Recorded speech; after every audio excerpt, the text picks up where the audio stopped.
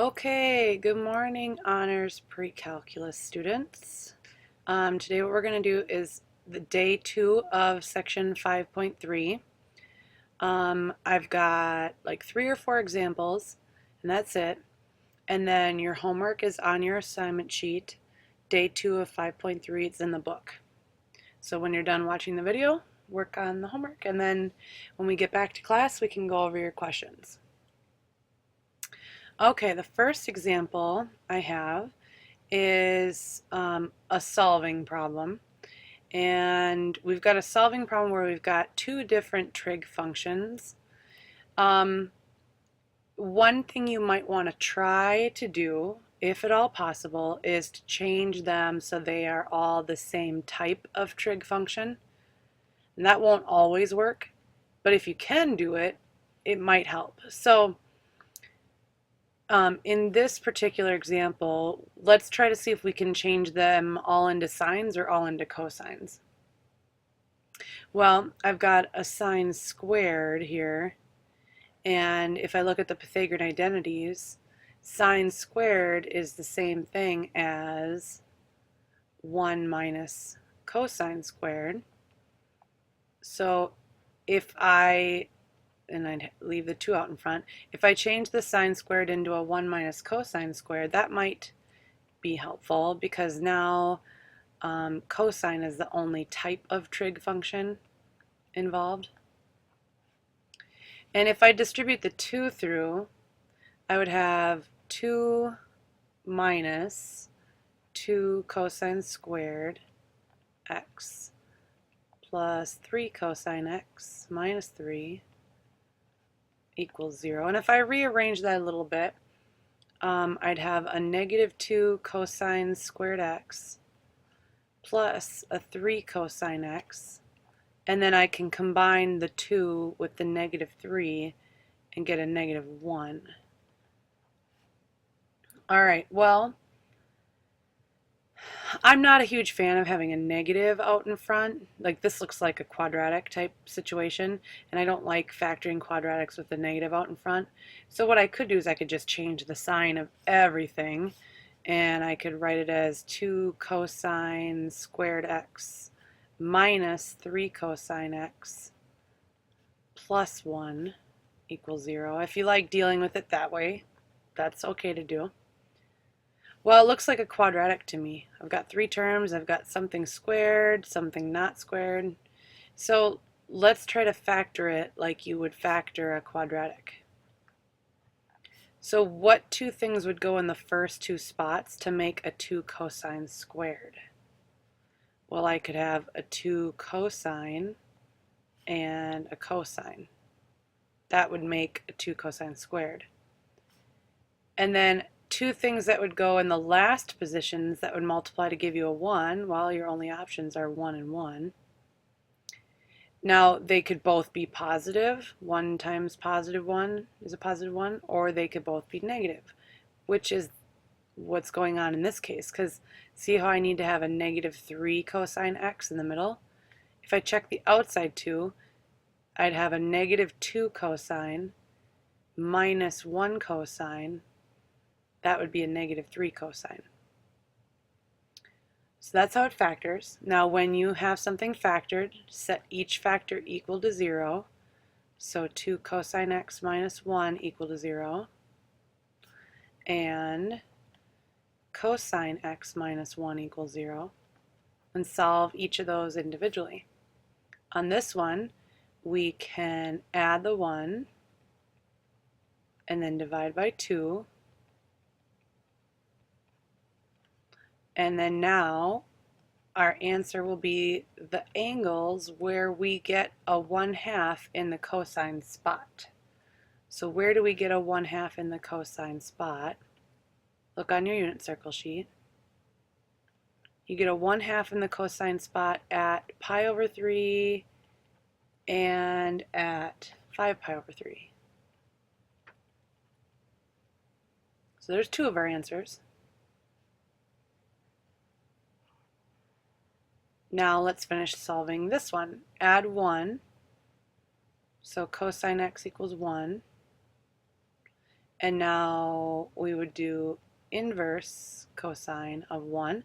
Now look on your unit circle sheet. Where do you have a 1 in the cosine spot? Where do you have a 1 in the cosine spot? That only happens at 0. So there's your 3 solutions. Okay? All right, the next couple problems are different. Here's something I want to make a note of. Do you see how we have this 2 out in front of the sine squared and we have a 3 out in front of the cosine? So far there's no number in front of the x. Well, now the next few problems, there's a number in front of the x. It's not out in front of the cosine, it's in front of the x. And this next example here, do you see how we've got both of them, a number out in front and a number next to the x? If you have a number next to the x, that's a multiple angle problem. And I'm going to work through what that is. So we've got a number in front of the x, that's a multiple angle problem. Okay, now whatever number is in front of the x, that's going to indicate how many times you have to look around the unit circle. So since we have a 2, we're going to have to go 2 times around the unit circle. So here's what I'm getting at. Like the whole point is to isolate the x, right? Well, I got to get rid of the cosine. So in order to move the cosine over, I would take the inverse cosine of root 3 over 2. Okay, well, but now this time it's equal to 2x, which is a little weird. So what I'm going to do is I'm going to go 2 times around the unit circle.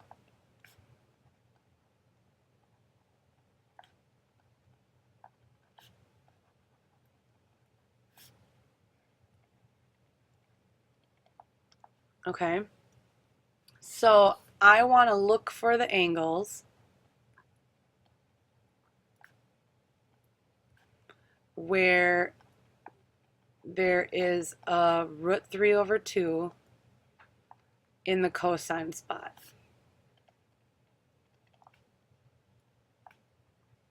But I got to go twice around the unit circle. Okay, now this 2x, keep it there, 2x equals. Now we're going to go all the angles one time, the first time around. Okay, so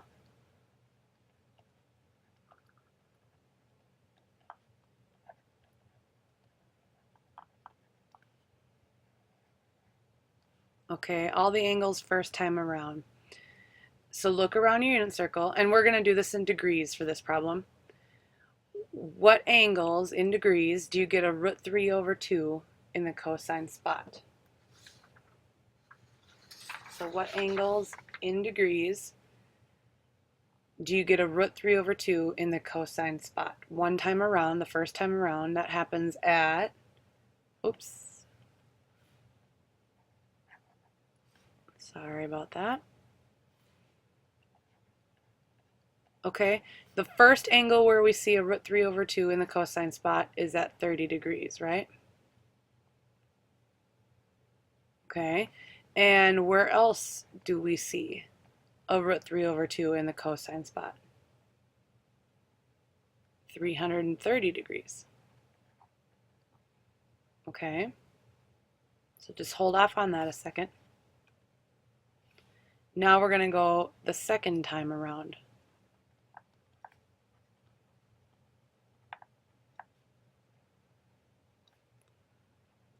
Okay, well, what would 30 degrees plus 360 be? So we're going we've already gone 30 degrees. Okay, let me draw a picture. All right. Now here's 30. Now we're gonna go around the circle the second time around. Now that's 30 plus 330, right? So that would be 390 degrees. And what's 330 the second time around? 330 plus 360. That would be 690 degrees. So these are the two angles the first time around the circle where there's a root 3 over 2 in the cosine spot. And these are basically coterminal angles. They're the second time around.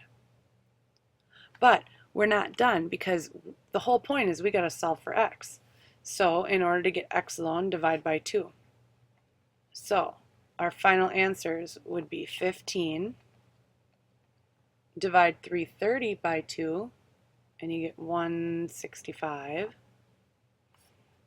Divide 390 by 2, and you get 195. And divide 690 by 2, and you get 345. Those are your answers. 15 degrees, 165 degrees, 195 degrees, and 345 degrees.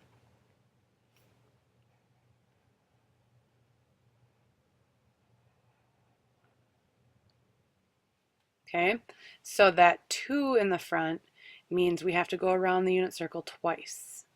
And then after we do that, we have to divide all of those angles by 2.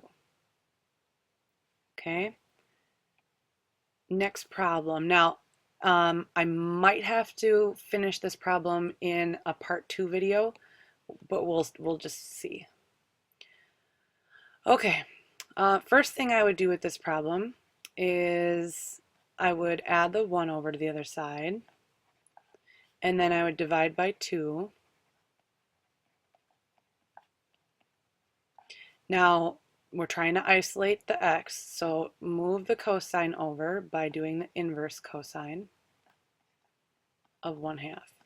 Now, we have a 3 in front of the x, so that means we're going to have to go around the unit circle 3 times. Okay, so we got first time, second time, and third time. All right. What angle would we see, and let's do this in radians, what angle would we see a 1/2 in the cosine spot? That would happen at pi over 3. And where else? 5 pi over 3. Okay, now let's go a second time around the unit circle. Well, basically, find a coterminal angle with pi over 3.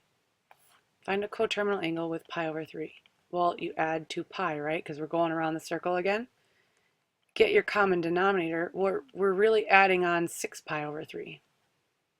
So that would give us 7 pi over 3.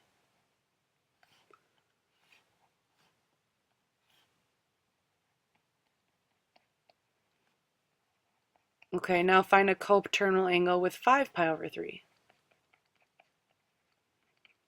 Add 2 pi, which is really going to be 6 pi over 3, and you'd get 11 pi over 3. Now let's go a third time around. Find a coterminal angle with 7 pi over 3. So add 2 pi onto that. Well, adding 2 pi is the same thing as adding 6 pi over 3. So what's 7 pi over 3 plus 6 pi over 3? 13 pi over 3. Now find a coterminal angle with 11 pi over 3. And you'd get 17 pi over 3. Okay, now I got to do this fast because I'm running out of time. Got to get the x's all by themselves. So divide all these by 3. So you'd have pi over 9,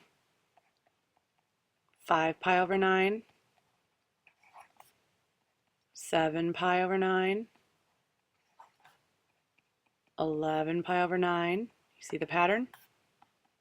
13 pi over 9, and 17 pi over 9.